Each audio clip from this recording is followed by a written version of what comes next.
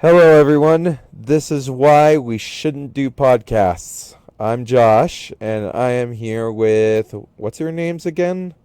I'm Conquest of Star Garnet Studios. Again, that is Star Garnet Studios.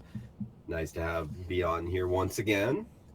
And Great. I'm Cap, which is short for Captain, of the Automatic Machines and the Electric Boogaloo Orchestra. Oh, Electric Boogaloo. That I sounds sure really love fun. that shit. And, Oh, it's great. You should check it out. and since he You should plugged check his out channel, Star I'll Garnet plug Studios. mine. I have a YouTube channel called Product Placement Paranoia, a shitpost channel. Check it out if you want, but I don't know. So, you guys doing all right so far? Well, I am absolutely wonderful. I have started a new job. I am down to my second Monaco. I remembered why I don't buy Monacos, and I am ready to record some fun audio. Okay, Captain, you doing all right? I'm super. Thanks for asking. Just super. No details or anything about what's Well, going things on. consider Like, he could be better, he must say.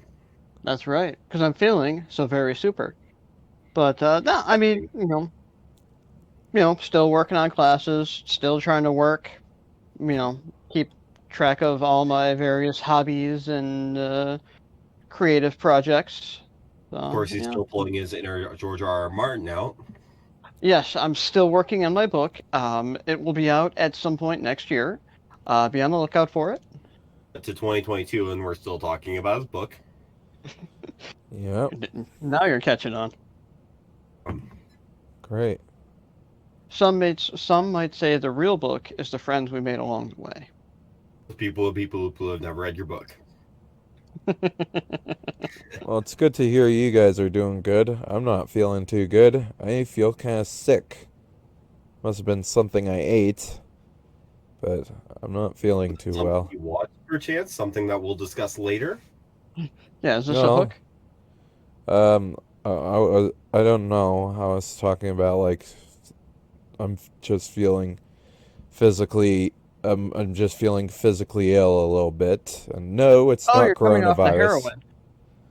Yes, I'm coming off the heroin. That is correct, Well, but good to I'm hear. also Phones are I bitch. also might have ate something that wasn't good for me. Yeah, heroin. No, you don't eat heroin. You inject heroin.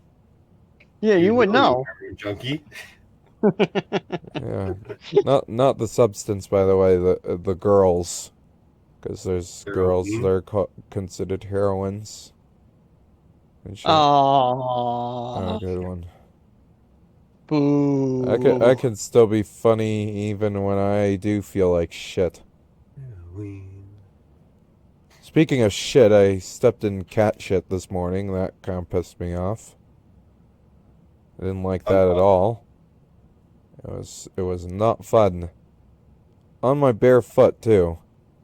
Oh Ew. boy. It was just before I had to go to work as well. Sounds like you were jumping in the shower real quick. Yep. Got on my nerves. I'm gonna have to look down with a flashlight if I ever want to keep my feet clean. Well, on that delightful note, I do believe that we have something very interesting that is the current anniversary of. Cap, would you care to introduce it? Is it a segue from speaking of clean? I believe this is the uh, opposite of clean, thank you very much. Oh. Well, how Let the me fuck check my was I notes here. supposed to know? So, if I'm not mistaken, this is the anniversary of the Jonestown Massacre. That would be correct. This is currently, or rather, I should say Tuesday. We are recording this on Sunday. Tuesday was the anniversary of the Jonestown Massacre. Although I feel massacre is a bit of a misnomer, as it should probably be called the Jonestown Mass Suicide. Cap, care to explain? Well, I mean, where do I start? There was this religious leader named Jim Jones who started Really, this. Dick Bruner.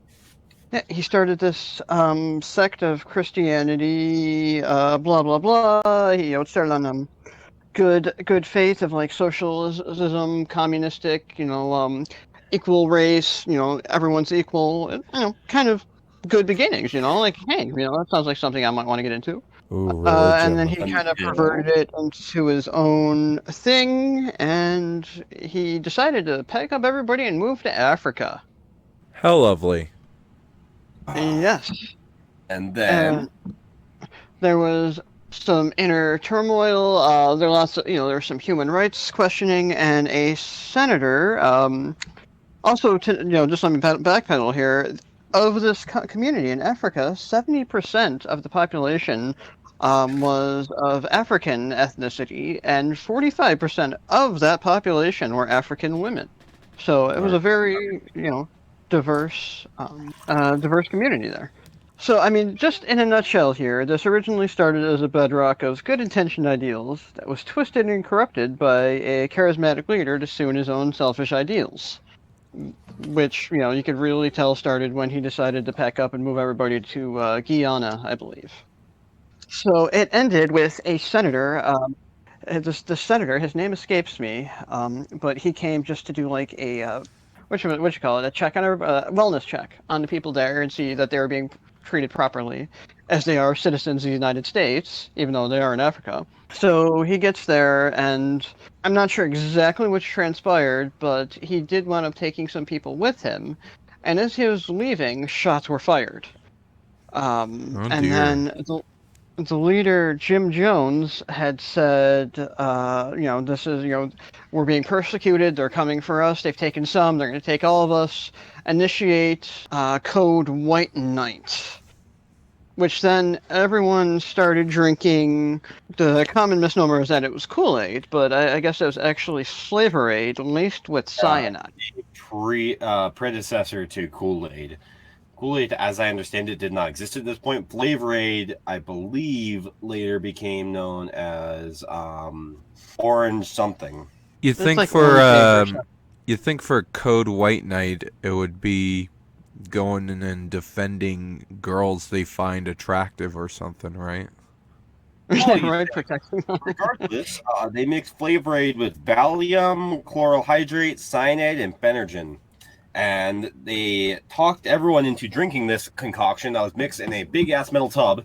And then all of a sudden, what inevitably transpired was they killed almost everyone in the cult because Jim Jones told them Due to cyanide laced in the. Yep.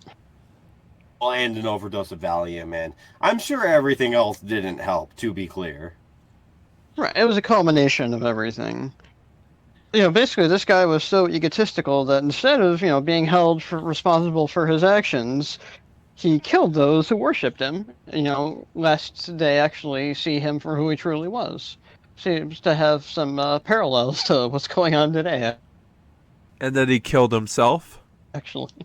Yes. So, are we going to cut to 2 weeks from now when all of a sudden all Trump supporters get drunk and die? Oh god, let's hope that happens. Oh, if only. Yeah. So, anyways, cults. I find cults to be a very interesting topic, which is why the Jonestown anniversary struck me. Namely, the cult of Mormonism, which has been affecting me quite a bit lately. They've been passing new legislation in Idaho, and I feel that's very interesting. Do tell. Well, you see, they have recently been trying to renege on gay rights in Idaho, and they've been getting dangerously close because my current governor, Brad Little, is a spineless little turd. This is, of course, why I'm running for Congress in 2022, state Congress. We'll see. We'll readdress that here in about 2 years. But my governor is a spineless little turd, and it seems as though the Mormons are getting dangerously close to allowing it. And what can I say? Frank E. Dubois was probably right when he tried to get that Mormon senator banned from the U.S. Congress. Unless, you like there being 5 wives in every Congress house. I mean, the underwear seems pretty comfortable, not gonna lie. Well, who doesn't love a good robe? I mean, it just looks hella sexy, that's the truth. No, I find cults to be a very interesting topic. They seem to pop up quite a bit in America, and they oftentimes seem to hijack Christianity. There are, of course, the Mormons and the Jehovah's Witnesses, which are very well known, even though both are arguably not cults. I would argue, of course, they are cults as due to their Oh, definitely. behavior. And then there are the more out there cults, such as Scientology, which also very much has a big grab in society. Obviously, some of its biggest members are no longer relevant, with the only one I can think of being Tom Cruise. Who, has he even done anything other than the Mission Impossible movie or that new Top Gun movie? Yeah, he did The Mummy from Oh, you 2017. mean that horrible, horrible bomb when they tried to reboot the Universal horror movies, something that nobody ever wanted. Yeah, it wasn't even So, horror. It was just boring, shitty action. to be fair, He that did could that be one- described of the other Mummy reboot. Yeah, did, the one what's the with other Brendan one? Fraser. Yeah, the Brendan Fraser movie. That was also action, but that was a fun action. Yeah, that was Oh, yeah, good. that was camp. Uh, That was good camp. Tom Cruise movie reminded me of the reboot of Vampire Untold, or Dracula Untold, rather, which was the other attempt at launching a Universal horror movie universe. Because Universal does this every 5 years or so. Of course. Really, there's such. Yeah, because it's the first real cinematic universe, the Universal horror monsters. Because even in the 30s and Idiots. 40s, they were doing crossover films. They're fucking idiots, Universal. But to be wouldn't fair, they're say not that. the I only mean, ones. I mean, Well, the property Sony is is one of that the most too. historically. Property is one of the most historically popular in American film history, so it's really not fair to hate on them for trying to reboot them. I'd argue they aren't really doing them well, I think it's and they need fair. to stop trying to into current trends. I mean, Dracula, Frankenstein, Werewolf, or Wolfman. I mean, that's classic. They could do so much more with the series, and they really need to stop trying to latch them to trends. You know, And yes, I'm actually disappointed because I really wanted to see a new Jekyll and Hyde movie.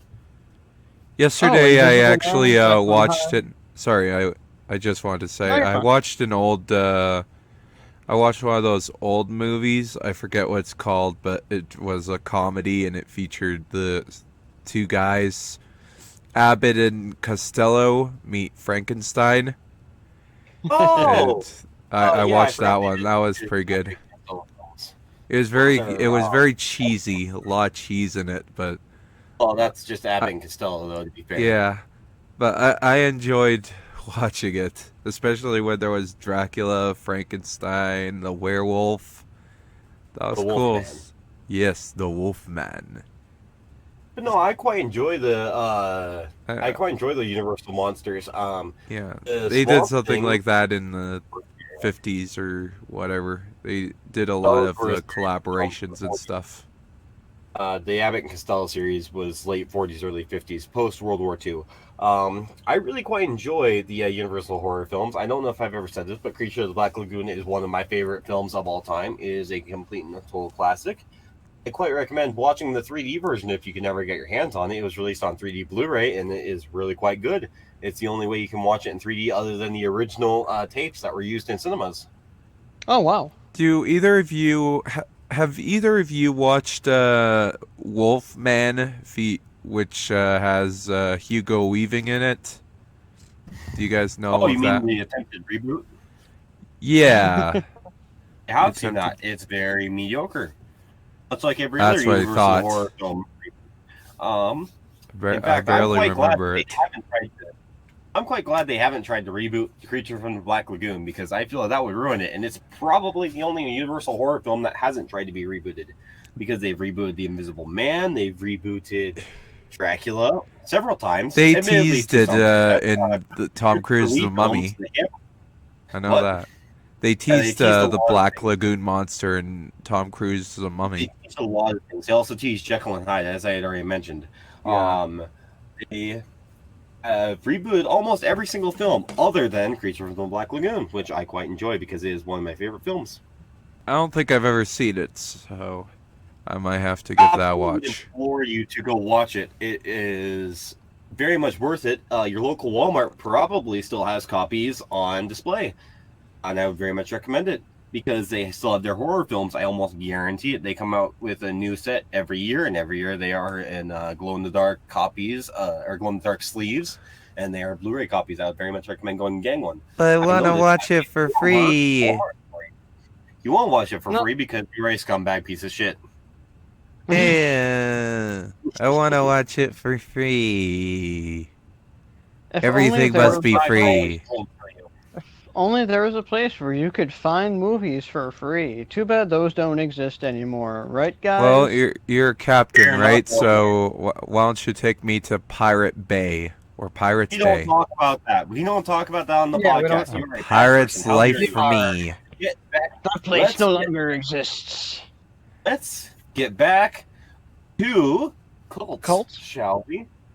I Yeah, want we to- went on a huge tangent, I guess. Oh, tangents And- are My great. sister Tangents are studied what our- Scientology. Tangents are what our podcast She was really into it. Right. Scientology is very fascinating. They've actually grown slightly in membership. I believe they're currently sitting at about 45,000 members worldwide. I've recently been reading up on the Sea Org. I've been reading a lot about their books. I find it very fascinating. Not in a joining their cult kind of way, but very fascinating in how insane it is. I just know a little bit of it because of South Park, where Tom Cruise and what's his Tom Cruise face. in the closet, R. Kelly in the closet. Well, there was Oh also my another God. guy, John Travolta, in the closet. There you go. Oh my Because god. John Travolta is the other famous Scientology member. Of course, his career has gone nowhere because he recently did that Goaty movie, which was, a really, really bad attempt at a mob movie. Little gay, fuck cops. That was Pitbull, by the Oh. way. No. He- Respect the Pitbull is the best rapper of all time. Period. Don't at me. I'm going to burn down the entire province of Alberta just because you said that. Eminem has No, entered the chat. burn down Miami. We're reporting live in Miami. Welcome to Miami. Bienvenido a Miami. Oh Christ. Yummy, yummy. Miami. Yeah, you got the yummy, yummy, Oh, yummy, wrong yummy. song. No, how fucking dare you? I was talking about a classic. Does Justin Bieber believe in Scientology? No, he doesn't. What the fuck? Where did that come He from? probably should. So He got looks another like the reason type to of person who would believe in that shit. Okay, then. To be fair, also all those mainstream pop stars look like people who would be hardcore into Scientology. I'm But not that's sure probably why. because I hate them. So So It is all to because you hate them. yes. Well, anyway, to rein cults. this in a little bit. I've been playing a lot of Far Cry 5. Speaking of cults. I heard Is that one is the most decent Ubisoft Oh. game, the most decent recent Ubisoft game. There are many good Ubisoft games, but we're not going to get into that today because I Yeah, don't feel like I'm Far not- Cry 3, Assassin's Creed 2, and Black Flag. Let's roll back to where I said let's not get into that argument again. Rayman Legends, that was a good one. I love South how Park they- Stick of Truth as well. So, if you want to know more about Scientology, there's a really great documentary / expose. It might still be on HBO. I know it was called Going Clear. That's It also served. on HBO Max. Yes, Or if you got served- HBO Go or some shit. it's somewhere on HBO. Who It also uses served it? as kind of a backdoor pilot to the Leah Remini show that's I think it's still currently on, but Also on HBO Max. for the uninitiated, Leah Remini is a let's say survivor of Scientology, who is now holding great efforts to kind of expose them for their secrets and lies. Really enjoy her show and cannot recommend it enough. But regardless, enough about Scientology because I want to talk about Far Cry 5 and its cult behaviors and the fact that it's actually very much based on several local cults that are in the Idaho, Montana area. Really, there's a cult like Far Cry 5 in your area? There are many cults like Far Cry 5 in multiple areas in the area, yes. You do realize that Idaho is the last bastion of the Klan, right? You I mean did the not know Ku that. Klux Klan? Yes, I do. Call me an amazing tour guide because I'm going to tell you about the fact that the Klan is in northern Idaho. Okay, well, call me the amazing atheist and stick a dildo up my ass. Please explain. Well, call me maybe. See, outside of Moscow and Coeur d'Alene, northern Idaho consists of nothing but 500 people towns where everyone is related. As a side effect of this, when the Klan was chased out of the South, where they went was northern Idaho. This is part of why Idaho hasn't had a Democrat governor since '96, I believe. Don't quote me on that, but I'm pretty sure it was around then. That was the last time we were a Democrat state. Because, of course, we were a Democrat state because most Idahoans are Democrats. Unfortunately, the Klan moved up here and they took control of northern Idaho, which allowed them to take control of voting district 1, which allowed them to flip the state. Because once they were in majority in Congress, they then had the power to redistrict and they modified the districts. It was also the last major time that the districts were modified and the Idaho Congress was modified. As a result of this, they were able to take control and drag the state back to the Stone Ages. This is very fascinating to me, and I am very pissed off because the Klan is still affecting Idaho politics to this day. But yeah, the last place that the Klan is left in the United States, the last place where they have major strongholds, I should say, is in Idaho, which is fascinating me because Idaho is nothing but extremists. It's nothing but anarchists and communists, and then, of course, as I mentioned, it is full of Klan members. My money would have been on Alabama. Hey, you'd think, but they got chased out of Alabama and they had a bunch of laws passed against them, so they really aren't allowed to congregate in most southern states because they're still considered a hate group there. Of course, northern Yankee states never passed that law, so once they went to the Pacific Northwest, really they could have set up base in any one of the northern Pacific Northwest states, and they would have gotten away with it. I feel like that's the kind of thing that you shouldn't have to pass. I know, right? But now it's in one of those positions where I feel like, as a future politician, that's the first thing I'm going to pass because fuck the Klan. Right. So Fuck 'em. There's another cult that we didn't mention, the Heaven's Gate cult, which Heaven's yeah, Gate? yes, that was mid '90s. Let's say around '96. They believed that the comet Hale-Bopp, I think, or either Hale-Bopp or Halley's Comet. I don't remember which one. Oh, Haley's Comet. It was Halley's Comet. Okay. Was the second coming of like an alien race, and they were all going to be abducted and taken home, and that they had to kill themselves in order to do that. So God, all these people killing themselves. Yes. Wait. You're talking about the one that was founded in '74 and then did the thing in '97, right? Yes. I'll let you explain what the thing was. I just did. It was the Halley's Comet. Oh yes, but what did they do? For them, I believe they shot themselves. It was a ritualistic suicide. I actually don't remember what the suicide was. I believe that you are correct in that it was a gun death. Let's see.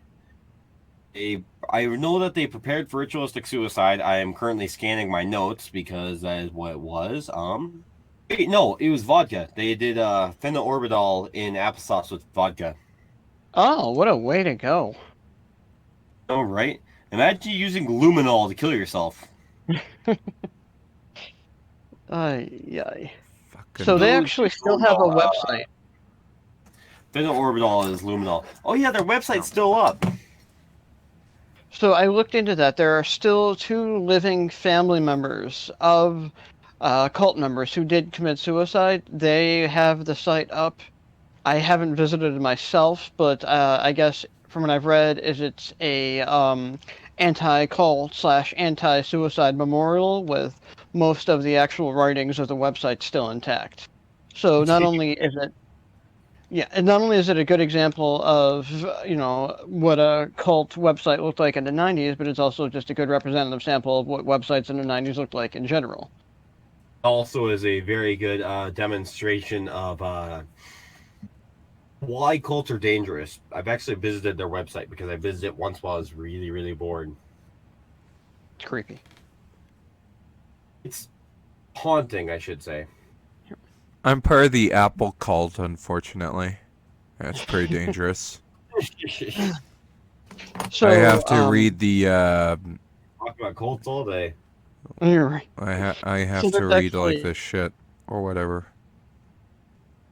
before I just click I agree.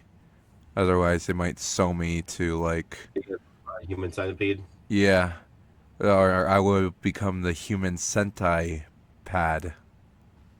Oh, that's what it was. Yeah, Always count on Josh to come back with a South Park reference.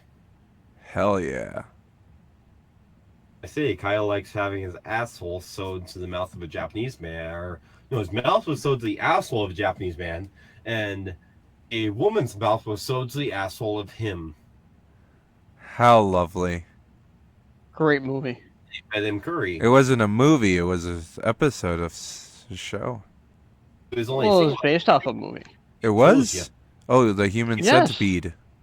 Yes, Yeah. there's 3 of them, and It's the each plot one is there. more disgusting and obscene than the last. I heard the there. human centipede 2, Electric Boogaloo, is Jesus God, Christ! guys, Fucking- please. I'm trying to steer the conversation, but I will literally get sick in my recording studio if we talk about the human centipede. okay. So we won't talk about it.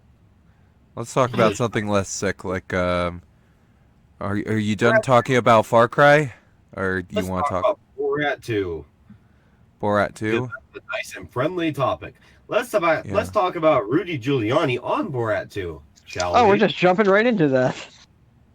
If it'll get us away from human centipede, fuck yeah, we're jumping away from that. Yeah. Speaking of movies, Borat 2 came out fairly recently, and I believe that 2 of our 3 members have watched it, and one of our 3 members is a little bitch who won't subscribe to Amazon Prime. no, Not but I any did game. watch The Dictator. Does that count?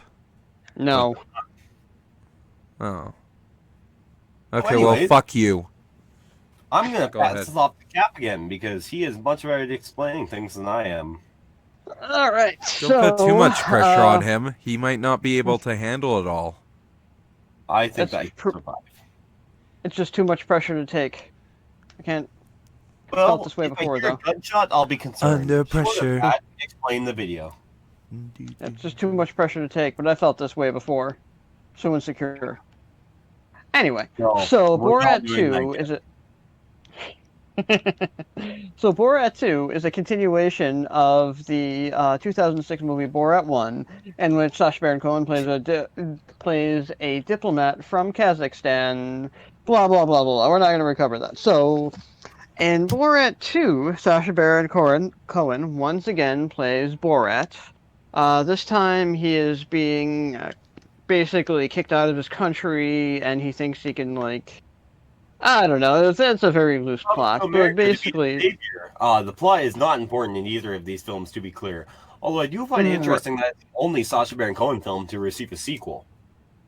Probably because That it's is more true. culturally relevant than ever, as we will get into. right. And so I'll get into this later. But this also actually has one of the few instances of him breaking character, albeit in a deleted scene. So basically, the first one was a pastiche of American culture in general, although this one is a more laser-guided missile into commentary on the American political scene as we see it right now. Namely, Trump supporters. Mostly Trump Yes. supporters.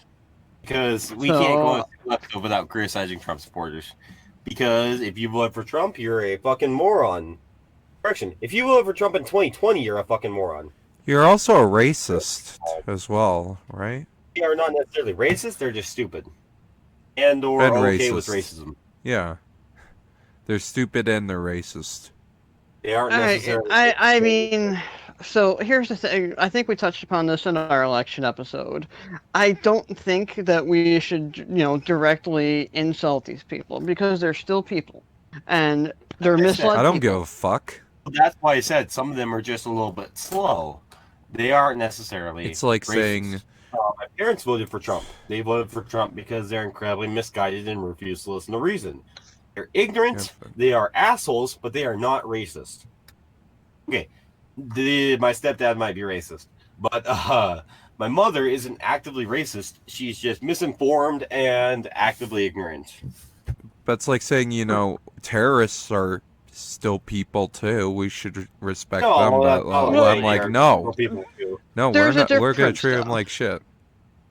There's a Yeah, specific there's a part in the movie difference. where Yeah, At he least terrorists are willing to kill themselves. Ooh. Oh, God. so there's a specific part in the movie where he goes undercover, and they don't exactly explain why he's there, but I think it was an Airbnb situation. But he actually stays with two Proud Boy Trump supporters, and they, Oh, explain that in the deleted scene. That was they picked him up and took him to their Airbnb. yes. So the deleted scene, I'll talk about it in a little bit. But no, you're good. In this scene, they cook for him, and they welcome him into their house, and then they just seem like normal people. They're showing human side, and then but yet they still repeat Trump rhetoric, because there's an actual scene where they say, "You only get Democrats, a dead Democrat." Oh boy, Yes. this is where we get into the fun stuff, ladies and gentlemen. Yes. Sounds you know, fun and so it's- far. Why is it And so good? there's a couple. Why is it Because so it good? exposes. It's laughable to watch him expose these people. I distinctly remember a scene in the first one where he exposed a rodeo patron for wanting to kill all gay people. Oh, that's Yes, lovely. true. Myself, I take great offense to that because fuck that guy. I'll kill him first. Had to be a Second Amendment reporter. Don't kill Hey, stand people. your Just ground. wish for them to kill themselves. That's how I am. He wants to come to my house. He wants to try and kill me for being a bisexual faggot. He can come to my house. He will end up with 9 through 23 shells in his head, but that's his choice. Yeah, because of the stand your ground law you have in the U.S. Oh, we have in Okay. certain states. Idaho being proud to have one of those stand your ground laws.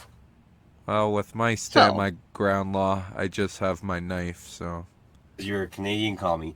Let's get back to the conversation, shall we? Borat There's a couple 2. other disturbing scenes that actually didn't directly involve Trumpists, or whatever we're going to call them. One scene, he takes his daughter to go get breast implants, where obviously she's played by an actress in the movie, but his daughter is supposed to be 14, I forgot about this part of the film. This is going to get dark. and the doctors were willing to comply with, they actually went as far as to schedule the surgery, even though she was clearly uncomfortable. Performing elective surgery on a minor is less than ethical. The doctor, I believe the doctors, The surgery. right, the doctor should be investigated. But the really scary thing is that there's probably more doctors out there like that are just gonna, my daughter, she wants this surgery. All right, well, come and bring her in on Tuesday. We'll put some double D's in her. Oh boy. Oh god, now I'm thinking of that scene in South Park. Oh my god. Which one? There's a lot of those. But, well, the one where he does the surgery and shoves the fake boobs up. Right. Let's That was not, fucking. shall we? That Let's was not go fucking down- horrible. That was Anyway, so then- funny.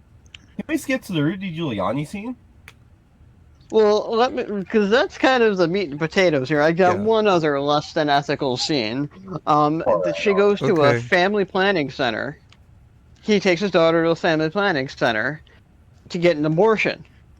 But for the uninitiated, a family planning center is actually a guise to completely talk people out of getting abortions, as opposed to getting abortions. And that's exactly what this guy does. Family centers are, generally speaking, ran by right-wing Christians who want to talk people out of abortions. To clarify that, they are always religious organizations and they are never associated with Planned Parenthood, because Planned Parenthood does good. And the daughter actually says, "This baby, I believe it's my daddy's." I think she said it was her dad's baby. She does. And Wait, She what? implies- She doesn't explicitly say it, she implies it. Are you fucking I kidding couldn't me? No. this Oh, actress- God. Keep in mind, this is an actress saying this, along with Sacha Baron Cohen, to try and get a reaction out of the man running the quote-unquote family planning center. Not Planned Parenthood affiliated. I just want to point that out again. Well, Yeah, it's it's a played as family. comedy, so I guess I'll just say, oh, it's a comedy, so we can say those Well, things. Well, It's it's a just a the comedy prank, scary based bro. on thing. a real person. That's the thing. Yes, not an actor, real person. A doctor is a And real man. the gentleman interviewing her for the abortion or whatever doesn't even react. He still Oh, continues to try to talk her out. because keep in mind, these places will never perform an actual abortion. They park their vans outside of Planned Parenthood. They are absolute scumbags. I'm sorry, I keep interrupting, but these No, you're companies fine. absolutely infuriate me. On principle. So not only is she a minor and pregnant, but she's a minor implied for to be of an incestuous relationship. And this guy is still like, well, the Lord wouldn't want you to do that. A forced incestuous relationship, no less. Because as I recall, it was implied that it was an abusive relationship. Yes. And then another scene, he goes to a Pence rally, and he tries to get Mike Pence to marry his underage daughter, and he actually gets quite far within the rally, like surprisingly so. I mean, this guy is the vice president, and this man who's pretending to be a Kazakhstani diplomat gets into the crowd. Which is, of course, while he's playing undercover, and nobody there would know what he is. A movie who he for is. all right wingers to enjoy. Oh yes. Oh, and then it gets better because he reaches another high-profile political figure, as I'm sure we are about to discuss. Yes. Is it Biden? No. Oh No, God! Biden Then I'm would not never. interested. Fuck off. So, Giuliani. yes, under the guise of an interview with 14-year-old daughter, uh, she actually does a mock interview. She interviews him. And then I forget exactly what was said, but let's, continue this interview over here where we can get drinks or something. Basically, let's get drinks and then we can continue the interview. Oh boy! So, she pours them both drinks. There's a bed there. Rudy Giuliani lays on his back and shoves his hand down his pants. Lovely. And then Sacha Baron. He outs himself as a pedophile in what is Right. probably the most disgusting scene I have seen in modern history. That I will admit is absolutely impressive that they got him to admit that. Made me sick to my stomach watching that scene. I laughed my head off. Because only in this administration can we have so many pedophiles. Right. Especially This whole one who was- QAnon thing is a red herring. He was considered such a hero in 9/11, and it absolutely fascinates me to watch his fall from power. Yeah. Not Schadenfreude, but I quite enjoy watching. Rudy Giuliani destroy himself. I mean, the wheels are falling off on live TV. Just with that recent interview where he was like, leaking. For the killing of all Oh Democrats. my god, yeah, his hair was leaking on his face. Yeah, it was great. What was he using? Captain Terry spray on hair? So, Poor Alan. people can call this particular scene, baiting or he was coerced. But the fact of the matter is he went along with it. He followed her into that room without a second thought. He laid on that bed, shoved his hands down his pants without any hesitation. What really sickens me is that this is most likely not the first time this has happened. Well, absolutely not. Oh, and no. the thing is, she suggested it, but he knew she was underage and went along with it anyways. Or as far as he knew, she was underage. Because the actress was playing a 14-year-old, and he still went along with it.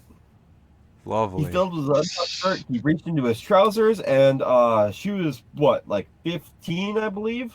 She's supposed to be 14. I believe she was supposed to be 15, because then Borat runs in and was like, she's 15, she's too old for you, or something like that. Yeah, that's I Wait, can remember. she's too old for him? Yes. Of Nice. course, obviously, it's being played by an actor pretending to be a Kazakhstani. I'm sorry to anyone who's from Kazakhstan. I don't know much about your country. I will assume that your country is absolutely fine, like most Eastern European countries. In this specific instance, this man plays someone from your country, and he plays a person who would willingly marry a 13-year-old. Well, I'm sorry.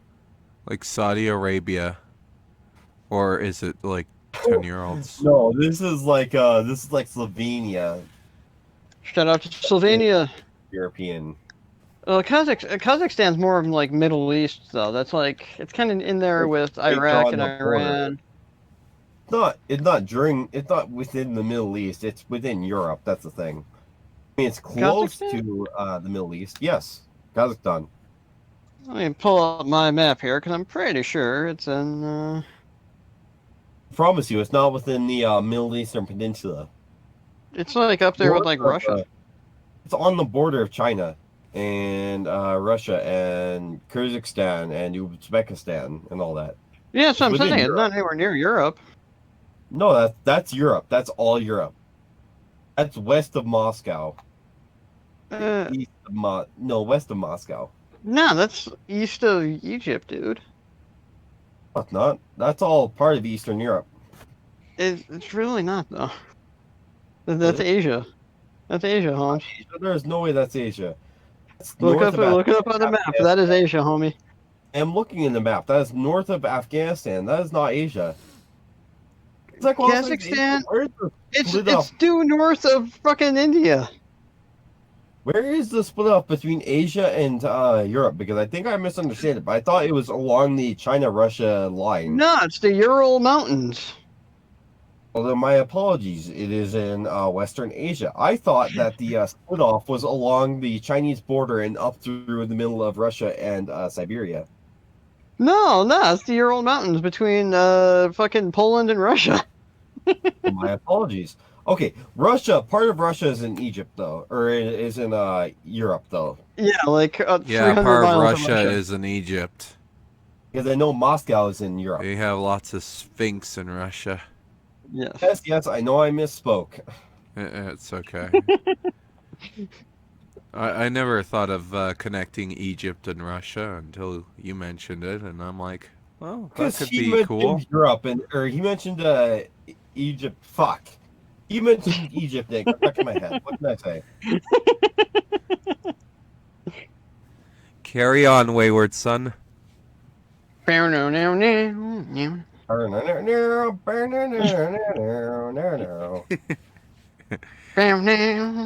So now that things have gone completely off the rails, and we've discussed how much of a piece of shit Rudy Giuliani is, are we going to discuss further on the Trump administration and Borat 2, or shall we? We should, move on yeah, to you something should else? conclude your thoughts and feelings on Borat too. So, Yep, I got a couple more things here. I don't know if you want to go first, Conquest, or... Are we still talking about Borat 2? yes. Yes. Because I have concluded my thoughts on Borat 2. My thoughts can be simply put as Rudy Giuliani is human garbage. Borat 2 is as good as the first film, and I would highly recommend it to anyone who wants to see a current political satire who will mock. He's not afraid to mock current political tension in America. Okay. Let's see. So I got a couple more things here. Yeah, go So ahead. there's a shining star that we haven't mentioned yet in this movie. No matter who you I actually- are. So Janice Jones plays no. a nanny for Borat's daughter at a certain point here. She actually speaks up and takes Borat's daughter aside and says, "Are you sure you want to go through with the surgery? I don't think you actually want to do this. I think your daddy's making you, and you don't have to do this." So she showed that there are still good people in the world who are willing to stand up and call people out. And I thought that was really good to see, and that was a stark contrast to a lot of the other shit that was going on in this movie. Respect. Don't recall, was she an actress? Yes, she was. She had no idea. Well, that's good then. I did not know that. Yeah, I had to look it up too because like her reactions were so genuine. I wasn't sure if she was acting. I 100% thought she was an actress the entire time. That makes me Nope. feel a lot better about her character. Yeah, it was she was great. I believe But a bunch of people donated to her afterwards because she said her only regret that she didn't take more money for it. Oh, can you blame her? I mean, she appeared Right. in a at least semi-popular, big-budget Hollywood film that was designed to be a sequel to a cultural icon, shall we say, of the first film. Oh yeah. I mean, you couldn't go anywhere in 2006 without people saying high five. Very nice. My wife. Oh, me Nah. Reiki. Yeah. No, not that. So there's also a deleted scene where Sacha Baron Cohen was at a Trump rally and he actually got up on stage and somebody recognized him and called him out and they threatened him with violence. So he actually had to activate his emergency evacuation where he like took everybody and just got in the back of an ambulance. Oh, God, And then I like haven't seen that. you could see genuine fear in his eyes, and this is one of the few times, if ever, yeah, where he breaks character. He says, "Get the fuck out of here! It's blown! It's blown! We gotta go! Get out of here now!" It's like scary to see.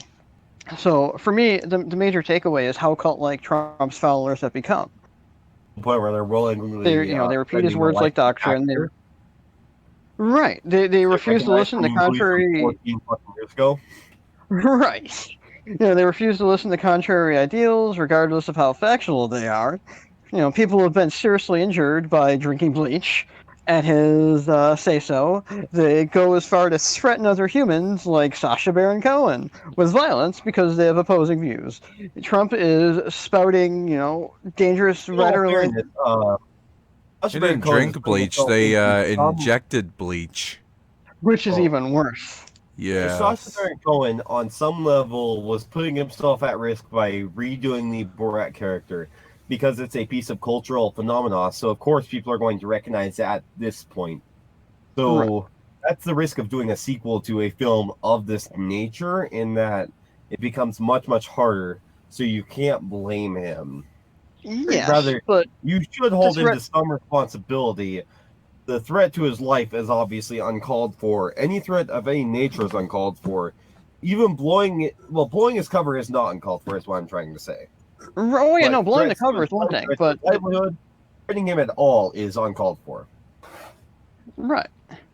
It's because Trump just spouts nothing but hatred and lies and violence, and his followers are all drinking the Kool-Aid. To call back to a previous bit. Too bad that Kool-Aid doesn't kill them.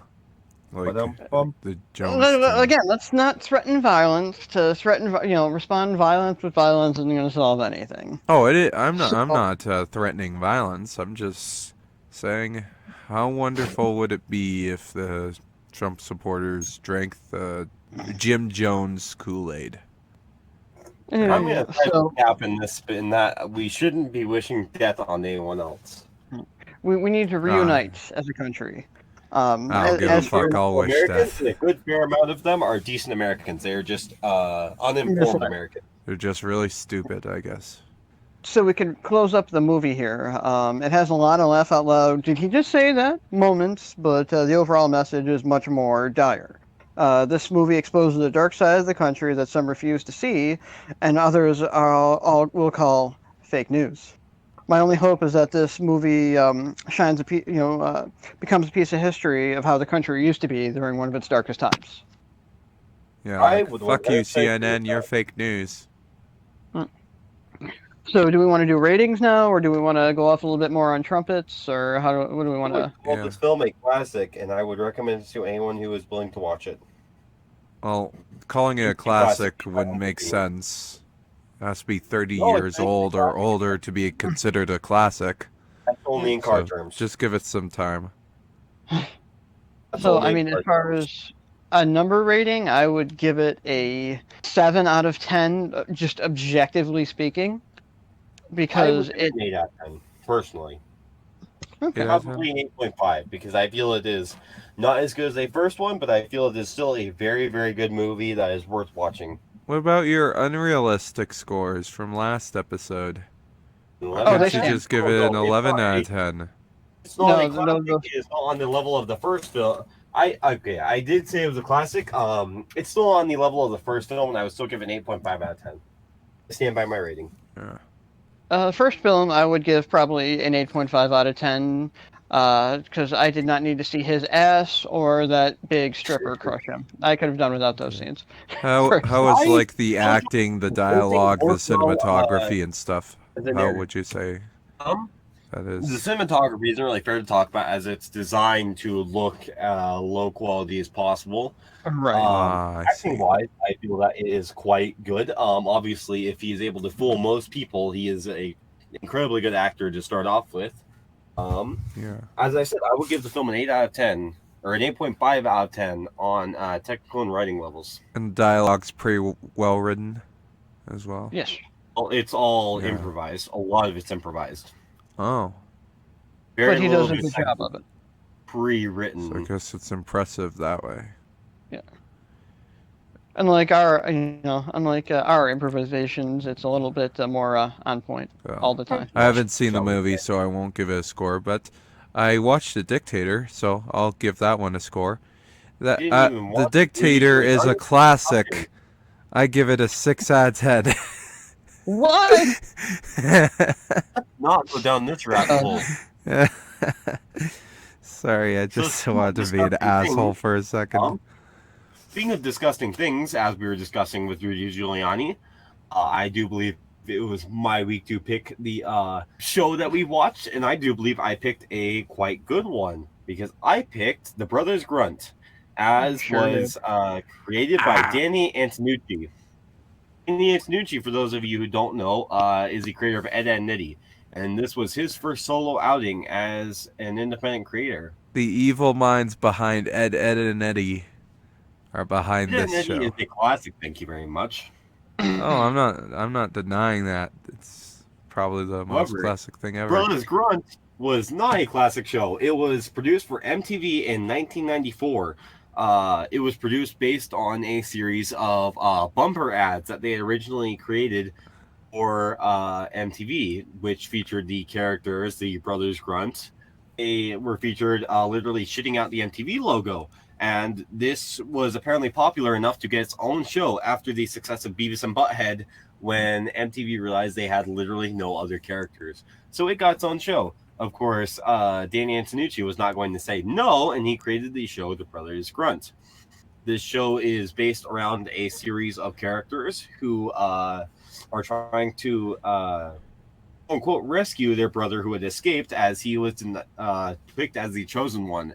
These characters are humanoid in nature. They are microscopic, living underneath humans, and are generally disgusting and are generally just ignored by humans.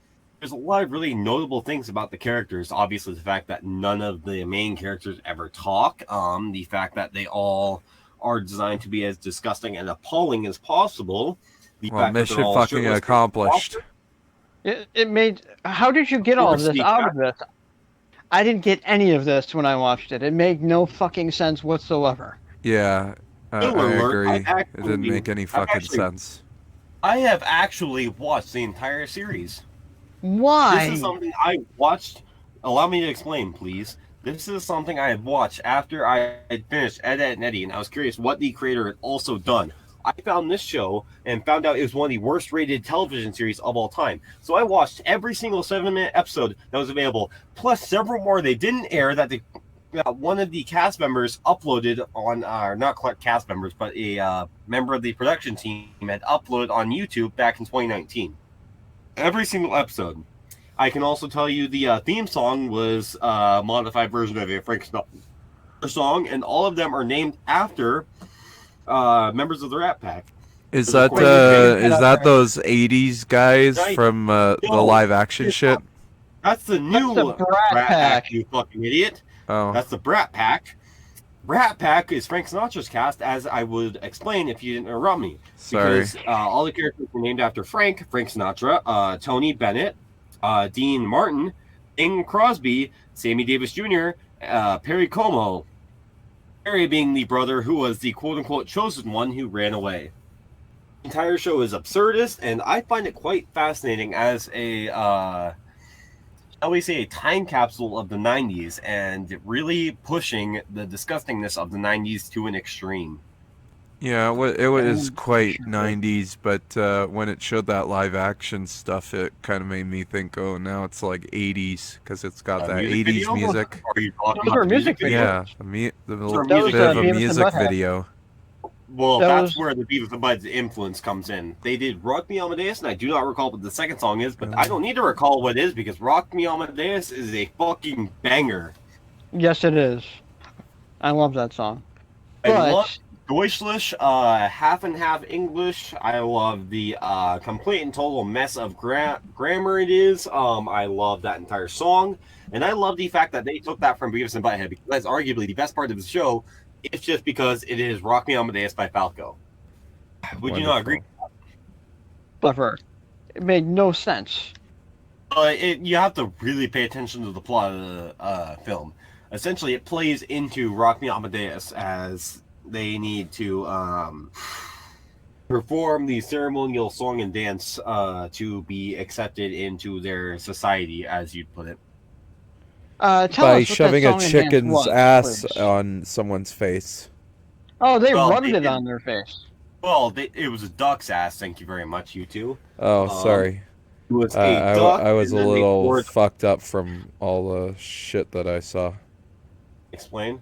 It was a duck's ass. It was water, and it was a perfume. And after those three, they had to perform the ceremony. The ceremony was obviously, in this case, literally just "Rock Me Amadeus" by Falco. While they were dancing around in the foreground, a la Beavis and Butthead style, or Mystery Science Theater 3000, if you're a old dorky nerd, not naming names. I'd like to watch Mystery Science Theater 3000. I wonder if it's available for rent somewhere. So regardless, Missed that one. that's what the foreground bits were supposed to be. Regardless, because obviously that's what Beavis and Butthead was originally meant to satirize, was Mystery Science Theater 3000 with some shithead 90s teens. And that's what the Brothers Grunt were ripping off. Regardless, Yeah. Beavis and Butthead. You want to knock it off? I don't know. I said, but You said But- so regardless, that was meant Beavis to and be Butthead propaganda, is and then, of superior, course, obviously. well, let I him wouldn't say finish. superior. The only good thing about Beavis and Butthead was really the film. A lot of Beavis and Butthead was really, really awful, which you'd know if you had seen the Yeah. less popular episodes that never got released on home media. Well, it's gotta be better Anyway. than the Brothers Grunt. So I have the explain, complete please, collection without being of interrupted? Beavis and Butthead. Okay, yes, continue. Complete Collection is not a complete collection. The Complete Collection is a series of greatest hits episode. I own the same box set, and I am very frustrated by that fact. I have the. Anyways, I acquired on the 7 Seas. I acquired as a complete collection. I am a captain. You forget that. are you talking about the same box set that I have, which has 4 discs? And the No, greatest I am hits? talking about every single episode, even the MTV shorts. Okay, cool. I told you, you scurvy knave. I acquired it on the 7 Seas. Let's discuss that later, because I want to talk about the Brothers Grunt. Namely the fact that, as I mentioned, the theme song was Frank Sinatra. All of the characters were based on those. The are all originally from an MTV short bumper where they are shitting out the MTV logo. The show was approved for a full production after the popularity of Beavis and Butthead. It came out and it was regarded as one of the worst things to ever come out. As I recall, Kenneth Clark of the Chicago Tribune literally called it one of the most repulsive called the characters the most repulsive creatures to ever show up on a television screen, and they accomplished MTV accomplished the seemingly impossible. And Charles Solomon of the LA Times, I'm of course looking at my notes now, called the show an effortful sophomoric half hour that leaves the viewer longing for the refined good taste of Alice Cooper. And if that is not a resounding review of what the show embodied, I don't know what is. The entire show is incredibly fascinating. It's obviously a Canadian-American show that delved into absurdism. It It can't be Canadian. is Canadian, thank you very much. No. No, I It is don't believe Canadian. you. No. This shows You know what kind I'm of with him on humans there. you are. No. Canadians I'm with can't him be on that that. fucking horrible. They Well, are. you see, it, I it get, can't be Canadian because it is unapologetically yeah. It is in fact Canadian. grotesque. And I will fight anyone who argues otherwise. They produced, I do believe they released 35 episodes. They have Oh produced God! They produced 45. Three of those episodes are still missing, and episodes 36 through 43 are ones that are on YouTube, which I have watched. Moreover, there was actually merchandise for this show. Because a card company had released a series of cards that was in the same MTV animation card series that contained Daria and Beavis and Butthead in Oh, 1995. so like the Garbage Pail Kids. Now it makes more sense to me. No, not like the Garbage Pail Kids. Why would you even say that? No, but like the Garbage Pail Kids were also like grotesque and disgusting and shit too, so. Yes, but those were a card series. This was Yeah. an adaptation card series. This was something of the 90s. You're discussing Everything had series, trading cards in the 90s. 90s was Yeah. the decade of the trading cards. Yeah, please Yeah, continue. I see. But That's the ball speaking to of you, bud. You remember all the 90s trading cards because you were alive then, because you were a boomer. that is so inaccurate. No, you're right. I'm You a- are a millennial, but I want to Yes. mock you. So I was I'm born giving in you the ball. 90s, but I don't really remember much of it other than I shat myself a lot. See, we recognize you as a member of the council, but we do not grant you the rank of master. Yeah. I am also recognized by the council. Anyways, Cap, please continue. So I noticed the art style of this seems pretty congruent with the Rat Fink art style that was also popular during the 90s, with like hot rods and like zombie looking dudes and Very much is, and I'm glad you mentioned that because Danny Antonucci is one of the most prominent artists of that entire style, as can be seen in his later show, Ed, Ed and Eddie. I quite enjoy the art Much style. better. I'm sure why, if I very much consider getting a tattoo in that very same art style.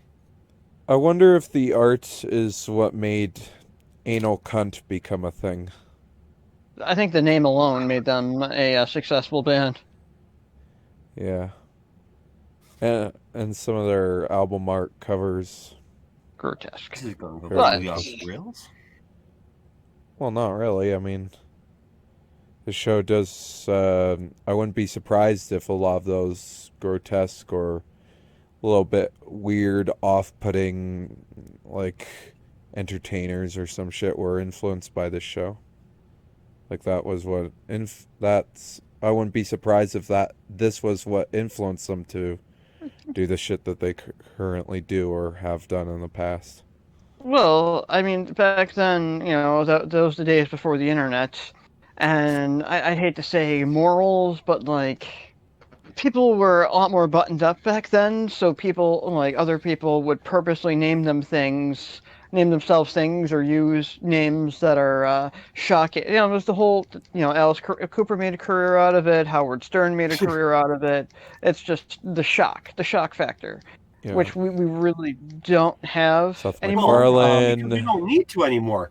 We have no need to have a shock culture anymore because there is no mainstream to shock at this point because culture is so fragmented that it has past the need to use shock value to get attention.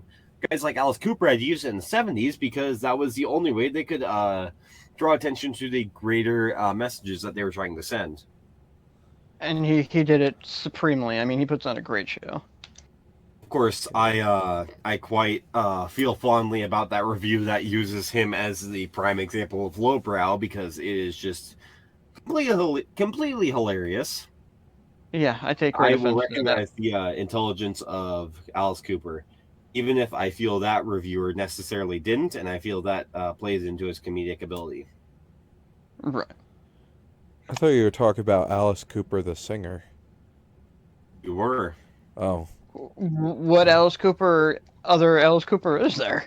Yeah, what were you Oh no, thinking of? you were saying he's a comedian or some shit? Oh, it's like No, No. the writer. Yeah, the Okay. journalist compared him to Alice Cooper. Or compared the show to Alice Cooper, rather, because Alice Cooper was famous for using shock value. right. I really liked his "School's Out" song. You are not even talking about the same area Alice Cooper as we are. Well, Oh, anyways, what was your fuck. thought on the Brothers Grunt? So I thought it was I fucking still, horrible. Do you think it was I still horrible? don't You like know how I the mentioned that music made me. videos. You know how I mentioned that I felt sick at the beginning of the podcast. This is Now when you're why. finally going to turn that back around, Yeah, I knew Yeah, where that was going. if only yeah. we'd actually teased into it like I tried to get into. I felt sick watching it. I didn't think you would find a show that would be worse than some of the shit I saw, but you did a good job picking one, man.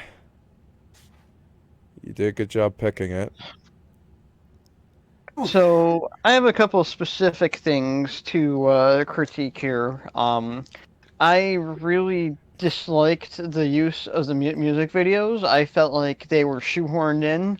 It's like they were like, I fuck it, agree. we already paid for them. Let's just throw them in there and somehow tie them. I promise it's better than other episodes than it is the pilot episode. Other episodes are on par with Beavis and Butthead, in my opinion, which was a show built around the music videos. So, Yeah, the best part of Beavis and Butthead at times were the music videos. Yeah, I'm not gonna watch any further. And I didn't get a chance to look up any of the voice actors, but the one main, whatever the fuck you call him, he sounded like emo. The narrator? Yeah. Yeah, Max. Do you mean Maximus or do you mean the Brother Grunt? Maximus, whoever was doing the narration, he sounded like Emo Phillips Same without guy. the charm or wit. It wasn't Emo Phillips. It was Shoot. Give me a second. I recall this. I promise. It was. This is why we shouldn't do a podcast, folks. Ye- Technical difficulties, please stand by. Doug Parker, I believe. I have no idea who that is. He sounded like a bad impersonation of Anthony Hopkins during his Silence of the Lamb days. Can I explain? Can I explain? Go ahead. Doug Parker was he's a Canadian voice actor. He was in Todd World. He did Transformers Beast Worlds. Trying to think of what else.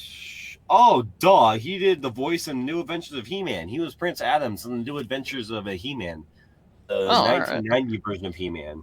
Hey, man. So he was Canadian. That explains all of it. It's his fault. Or it's Canada's fault. Also I blame did Canada. Shenron in Dragon Ball, I believe. Really? Dragon Ball, the really?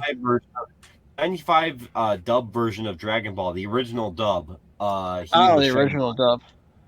And not the one that they did after Dragon Ball Z got ported over, but the original dub.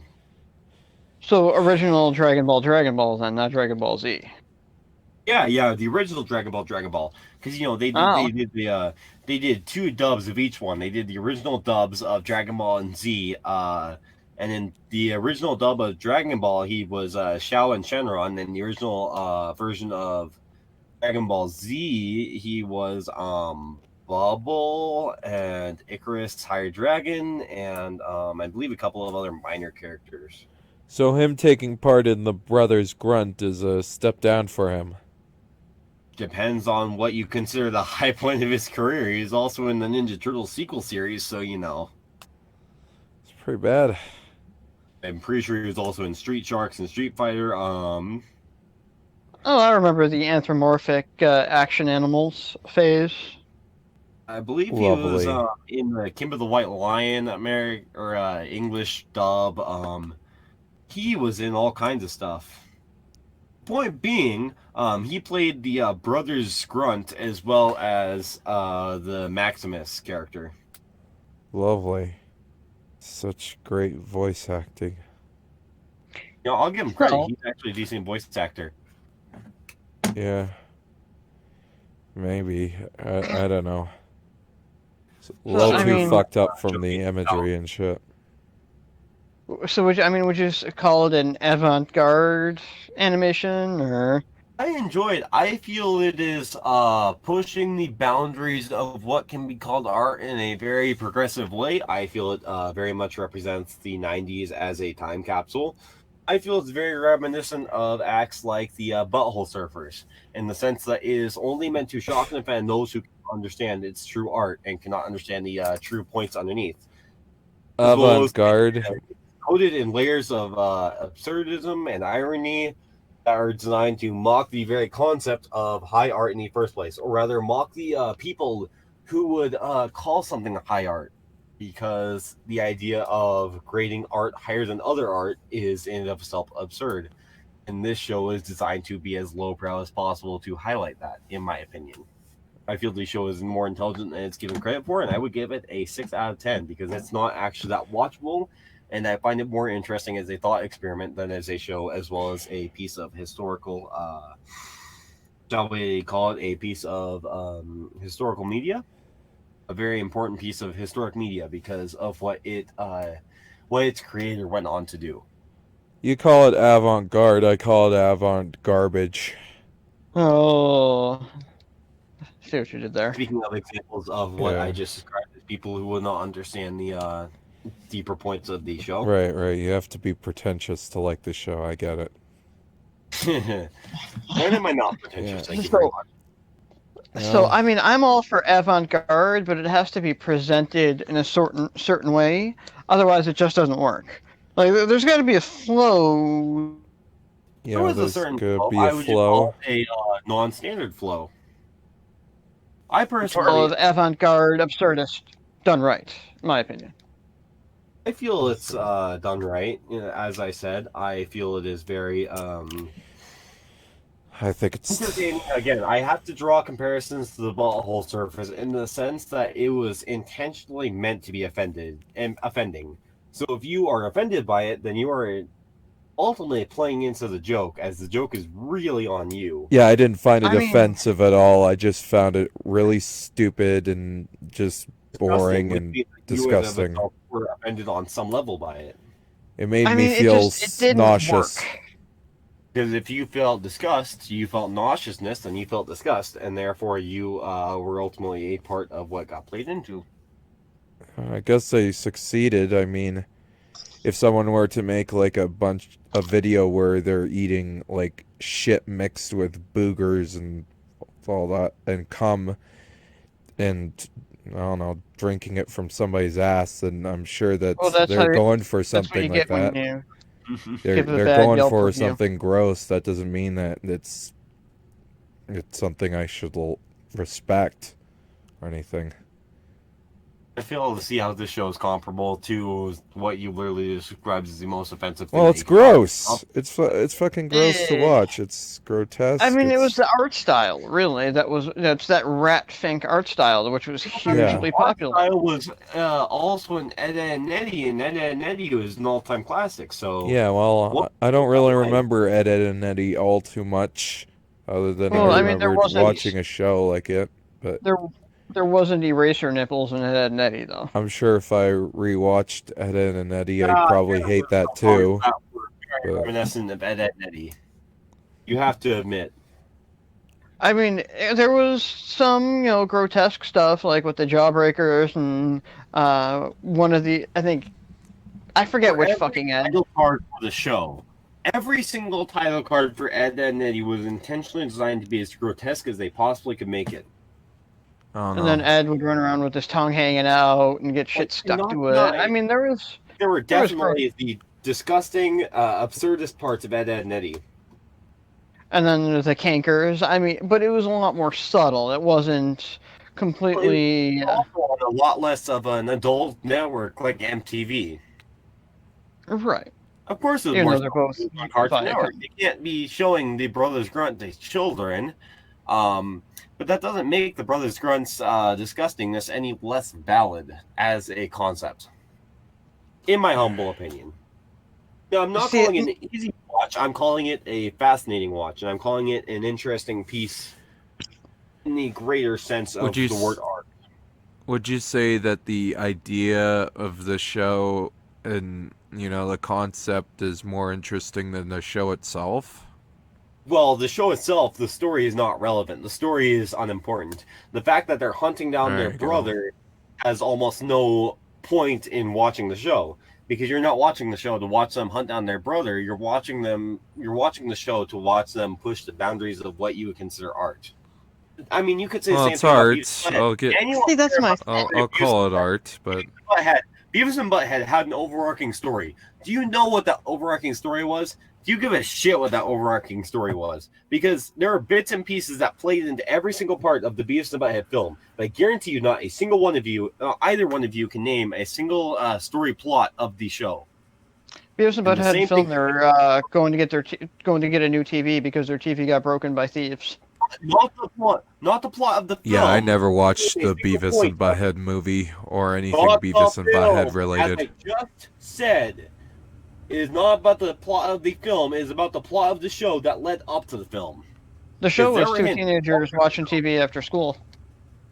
Yes, but there was entire hints to the entire plot of the film long before the film ever came out. They were sneaking in little hints. Can you name me a single one of those hints? Oh, they were looking for their dads too, because that gets mentioned a couple times. Can you tell me that the story is actually important when the only thing you can name is one of several plot points that were actually dropped in the show? See, I kind of disagree because there was still not, there was a loose narrative that you kind of at least knew what they were up to. There was no like real coherent narrative at all. It was just kind of like There was the brothers had hatched. There was a ceremony that they were doing in order to inaugurate them as a full member of their society. And during that ceremony, the one brother was chosen as a chosen one. The people who choose the chosen one, obviously being humans who have no relations to their society, mocking the idea of gods in the first place. That brother chooses not to become the chosen one, so he runs away and obviously tries to escape. And he abandons his role as the chosen one. The other 5 brothers were given the task to hunt their brother down and bring him back as the chosen one. This all being done by a religious zealot who is the main proprietor of their religion. see, I didn't get all that. All of that's in the episode, though. You can rewatch the episode, and all of that will be in the episode. Just because you didn't get it does not mean it was not there. The same thing could be said about Beavis and Butthead. As I said, I can name multiple plot points from Beavis and Butthead Do America that play into the that were a part of the show and play into the film. That might be something Oh, no. we should Appears in do at previous some point episodes. in the future. But maybe the show lacked polish then, but I didn't see these things that you mentioned. Yeah, That's I my don't fucking point. get Just it. because you didn't see them doesn't mean that the story is suddenly not there. It just means that the story is not important as opposed to the greater themes that they're pushing with the story. I think a story should be like important, especially in I like think shows that by and pointing stuff. that out, you're pushing what can be considered art, and that you're thereby limiting what can be considered art. There are many, many pieces of media where the story is not as important as the greater underlying messages. I guess like when it comes to certain shows, the story's When not it the comes most to important, but at remake least there's like a bit of a story that you could follow I will- along. I will agree with you there, but this was an example where it was executed very poorly. Yeah. I will grant that you feel it is executed poorly. I personally do not think it is executed poorly. I feel that it was executed fairly well, and I feel like many people were not capable of looking beyond the initial disgust factor, and I feel like that did the show poorly. So far, this is the worst thing you recommended. Well, it's one of 2 things I've recommended. The other show Right. where they Yeah. Not really setting the bar very high there. features a man who was later revealed I'm as gonna a racist. get you back for this. I promise you. Intentionally- The other thing I recommended was intentionally bland because I wanted to discuss Michael Richards as a person. Fair enough. And this, I wanted to discuss the greater values of what can and cannot be considered art because I feel that is a very interesting topic to have. Yeah. I mean, I'll consider it. I consider it art just as much as I consider a naked chick dumping SpaghettiOs on herself. It doesn't mean it's good art, but I will agree with you that it's art. Yeah. That It's... I feel like that is the greater point of the show in that it is something that is so grotesque, so horrifying that many, many people, including Josh here, would not call it art. But the show No, I'd itself- call it art. Really So- shitty art, but art nonetheless. I don't feel it shitty. I feel it absolutely makes its own point in the time it's allotted. It's extremely shitty. But see, it's all in the execution because like some episodes of Rick and Morty, they get kind of grotesque with like the Cronenberg shit, Exactly. but it's executed much better in my opinion. Yes. It's grotesque and gross to look at sometimes, but it's executed very well. This show isn't. It's designed to be. Rick and Morty has 30 years that give it a greater benefit. And moreover, there are many parts of Rick and Morty where it's just disgusting for disgusting's sake, and it is just juvenile for juvenile's sake. You cannot tell me that the ass world is any better than anything that you saw in the first episode of Brothers Grunt. I never got to that episode. I don't watch Rick and Morty, really, so... Yeah, would you call the ass world more mature than anything you saw in the Brothers Grunt? No. I haven't seen it, but I'll say yes. So then, would you say that Okay, you're saying yes to be contrarian. Cap, would you say that the... because it is no more mature, that it has any more right to call itself higher art than anything in the Brothers Grunt? Because I would argue it does not. No, in fact, Yes. I will do you one better. Without the Brothers Grunt and other failed shows, we would not have a Rick and Morty. Because with shows like this, they learned how to do it properly. I would still argue they did it properly, but I will give you respect in that it is a very interesting thing to admit that they learned what they did from the Brothers Grunt. Right. Of course, other similar shows, such as those that Dan Harmon also made. Of course, being those shows that he built off of this one, like him and Justin Roiland obviously collaborated on the original Adventures of Doc and Marty. And of course, there were other similar shows like that. The Dog Planet 1, which later became an episode in season 1, episode 2. Where are my testicles, Summer? They are gone. You said that they have...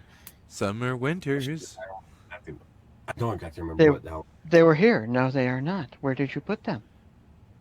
I think the Brothers Grunt stole my testicles. Somebody help me find them. Help. Oh, you lacked balls long before you watched the Brothers Grunt. Oh, no, I had plenty of balls. Burn. Note that I recommended a really shitty anime to you guys, so... Oh, new game? Yeah, that one. New? Yeah. I don't know. I feel that took a lot of balls to watch. If we're talking about shows that are intentionally offensive, I would argue I have picked the Master Show. And I challenge what both of you would consider art. Oh, it's not offensive. See, I'm not actually offended. I just think it's bad writing. Like, I could get down with the art style. Does it even have writing? It barely has any writing. It's less important than what the show was trying to say. In a way, the creator took his slot on MTV and he used it to mock the very concept of MTV in the first place, in my opinion. It's like half a sentence of writing. That's the best way to describe the writing. No, the show had a complete plot. It had 8 minutes of complete plot. Whether or not you understood the plot or actually gathered it. It didn't make good use of its time to portray it. And it didn't make any fucking sense whatsoever.